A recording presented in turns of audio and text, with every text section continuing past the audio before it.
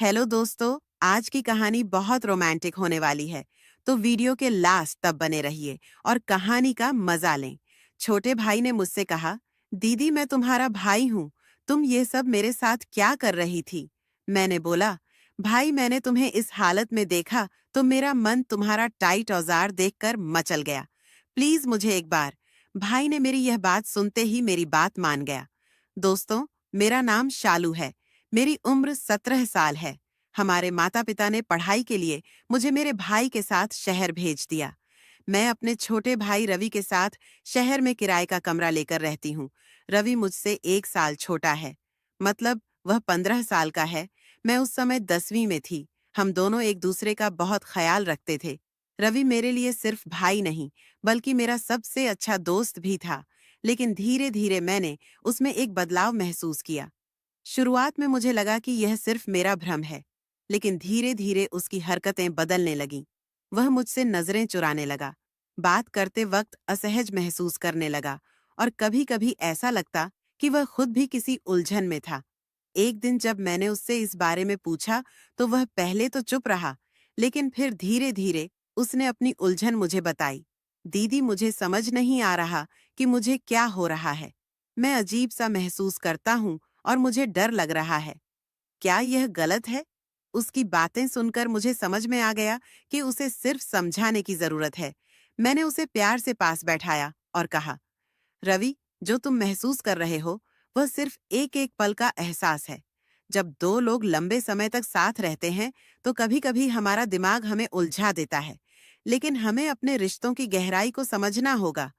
तुम मेरे भाई हो और भाई बहन का रिश्ता दुनिया का सबसे पवित्र रिश्ता होता है।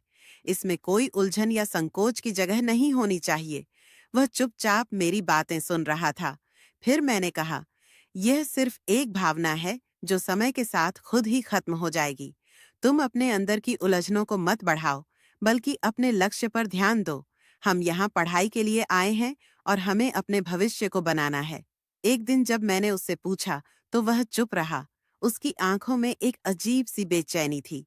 मैंने उसे जोर देकर कहा कि वह मुझसे खुलकर बात करे, क्योंकि मैं उसकी बड़ी बहन हूँ और उसकी हर परेशानी समझ सकती हूँ।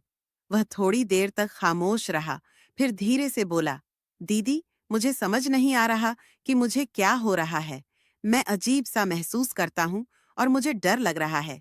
क्या यह गलत है? उसकी बातें सुनकर मेरा दिल तेजी से धड़कने लगा। मैं समझ गई थी कि वह किस उलझन से गुजर रहा था, लेकिन गुस्सा करने या उसे डांटने के बजाय मैंने खुद को शांत रखा। मैंने प्यार से उसका हाथ पकड़ा और उसे पास बिठाया। गोलू, जो तुम महसूस कर रहे हो, वह सिर्फ एक भ्रम है, मैंने धीमी और शांत आवाज में कहा। जब दो लोग लंबे समय तक साथ रहते हैं, तो कभी-कभी हमारा दिमाग हमें उलझा देता है, लेकिन हमें अपने रिश्तों की गहराई को समझना होगा। तुम मेरे भाई हो और भाई बहन का रिश्ता दुनिया का सबसे पवित्र रिश्ता होता है। इसमें कोई उलझन या संकोच की जगह नहीं होनी चाहिए। रवि ने सिर झुका लिया। मैंने देखा कि वह खुद भी अपनी भावनाओं को लेकर परेशान था। मैंने आगे कहा, ऐसा इसलिए हो सकता है क्योंकि हम यहाँ सिर्फ एक दूसरे के साथ रहते हैं। कोई और नहीं है जिससे हम खुलकर बातें कर सके। लेकिन हमें अपने रिश्ते की मर्यादा बनाए रखनी चाहिए।